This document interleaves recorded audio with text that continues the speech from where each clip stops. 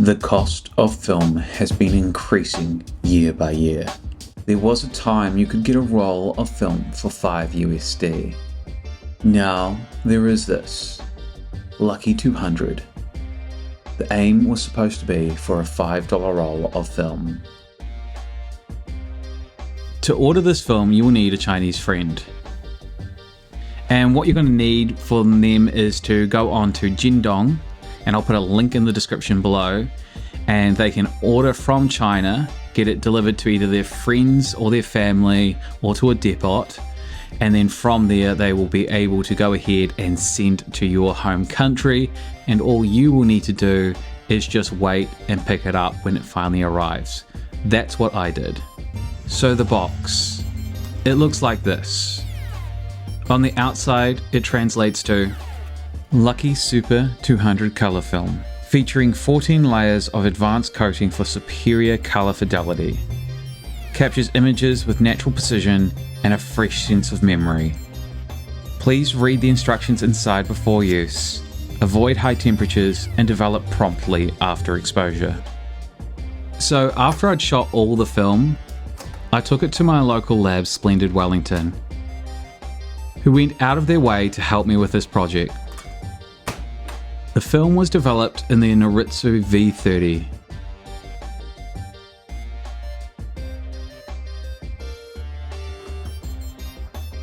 And there it is, the film nicely, freshly developed. Lucky 200, ready to be scanned. Looks good. What section is the night stuff? Is that a little further down? Like over here? Yeah, yep, definitely. Oh, it looks just as even as the day lit stuff. Well, I know how to do my stuff. Yeah, nice. Yeah, so it would probably be around somewhere right around here. Yep. Yeah. You can see it's quite dense. Yeah. Yep. I mean, dense is good for night stuff. Yeah. That's great. Awesome. Okay. Let's take it through. Take it through.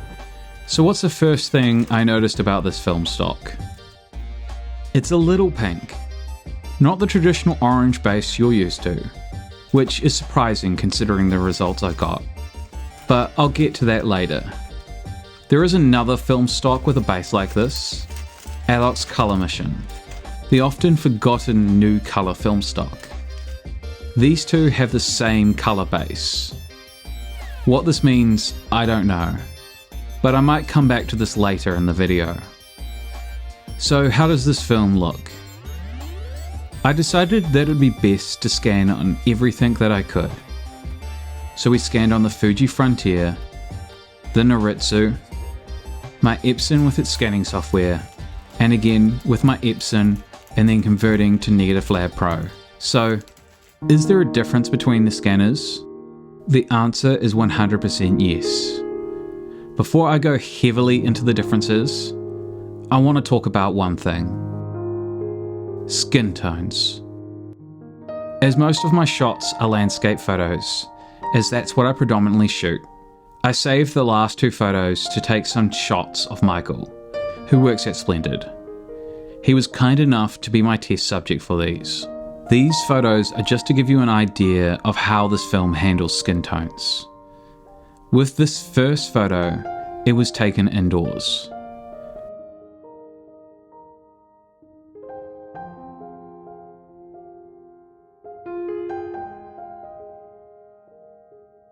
Overall, the way the film handles light skin tones seems to be very well.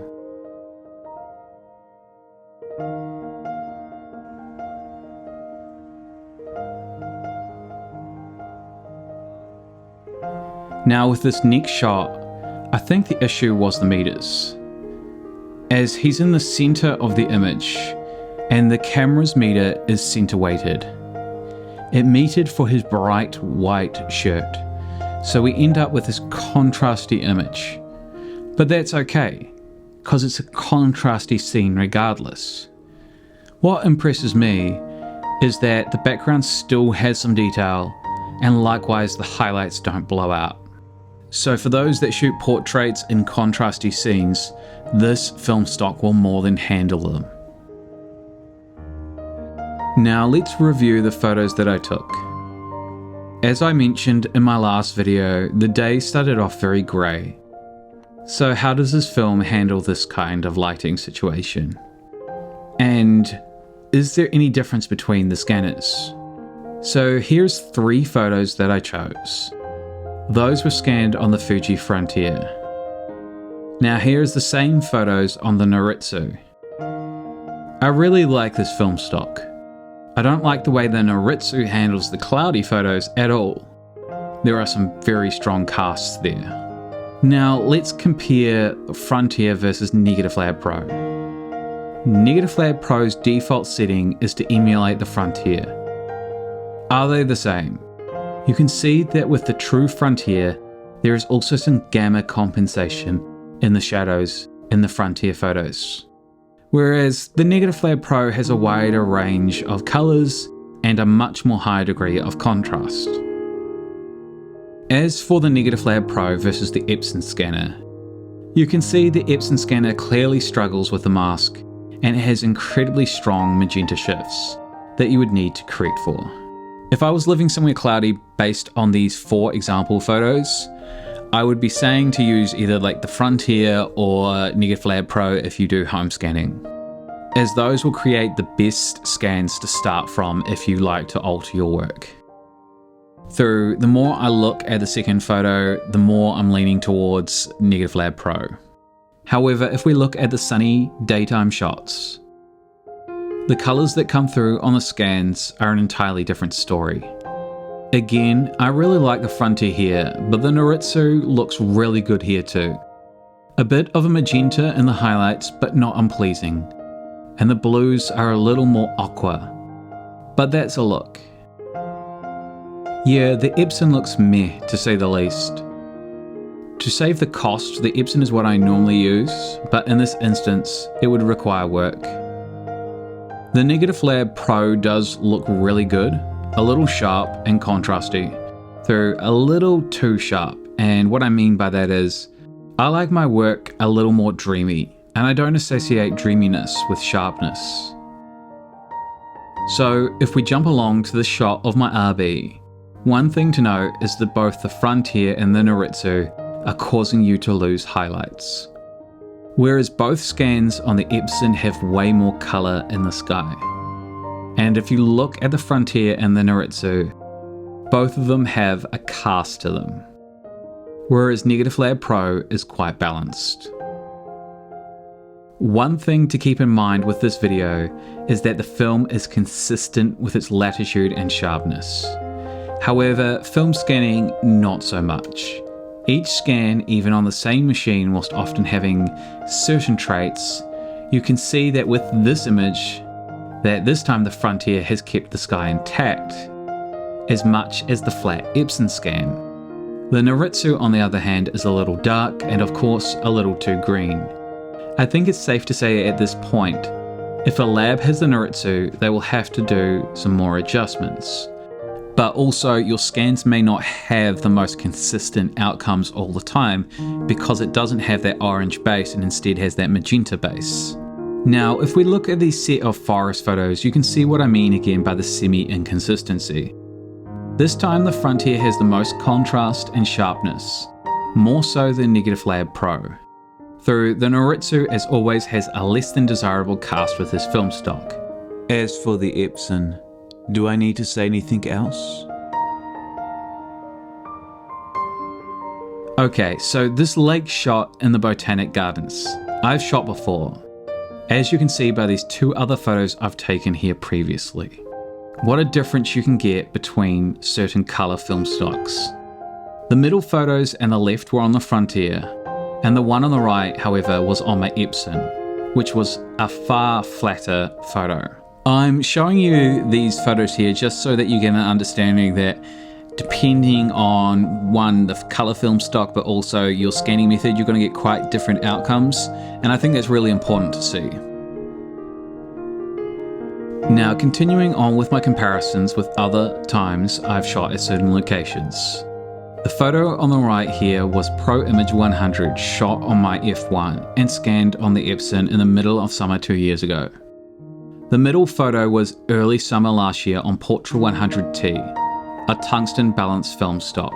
And finally on the left is Lucky C200, Whilst a little more contrasty, this was due to the time of day and it's winter. By showing you these 3 different photos, I wanted to point out how well the Lucky C200 performs.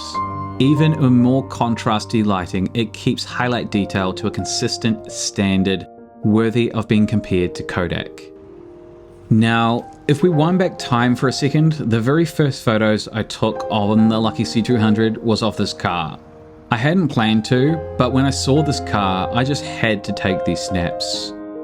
One thing we noticed was the smallest amount of halation on the shiny chrome. But compared to Harman Phoenix, it's very minimal. I will say that this film stock doesn't have the strongest reds. It's not as popping as, let's say, Fujifilm or Always reds, which are known to be quite strong, but that's just fine by me. Now, going back to that purple base for a moment, I said it reminded me of Adox Color Mission 100, and that was true. It very much reminded me of that film stock. And looking at some of these photos from Adox Color Mission, I see a lot of similarity. Adox Color Mission was the only new color emulsion tool now that had Kodak levels of quality. However, due to some financing and other issues, it never got into most users' hands. Hopefully Lucky C200 will be around for a while. Now, am I stating that these 2 film stocks are somehow the same? No. Yes, they have similar color bases when you go ahead and get them developed, but I don't actually think that these are the same through they are both 200 ISO, so who knows, maybe there's a backroom deal, but I won't be the first to start that conspiracy. So my conclusion is that this film stock is fantastic. It is very similar to Kodak Gold in my opinion. It has great latitude, it has good colors, it has a decently fine grain, not grainless, but it's comparatively compared to other new color film stocks, it's on par with Kodak, and hopefully its price will be good, but that probably depends where you live based on things like tariffs and other things that are happening at the moment. If you're going to go ahead and get this film scanned, I would probably recommend using the Frontier or just, getting it scanned at home and just converting positives to negative lab pro and then just putting it on whatever setting you think is best. I just use the default Frontier setting in negative lab pro just for a comparison. But overall, it's a fantastic, good film stock and it's really good to see. So this is where I'm going to leave the review. Until next time, as always, it's been real, guys.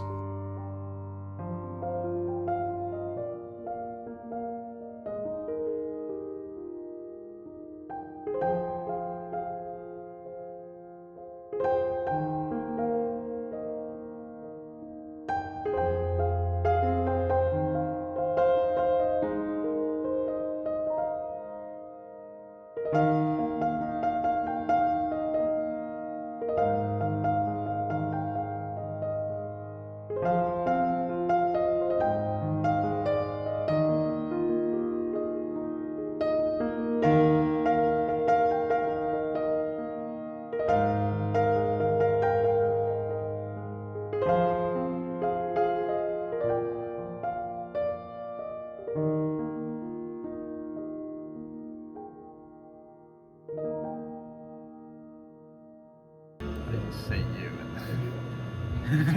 Hey, technically that makes it a self-portrait. Yeah, exactly. Beautiful.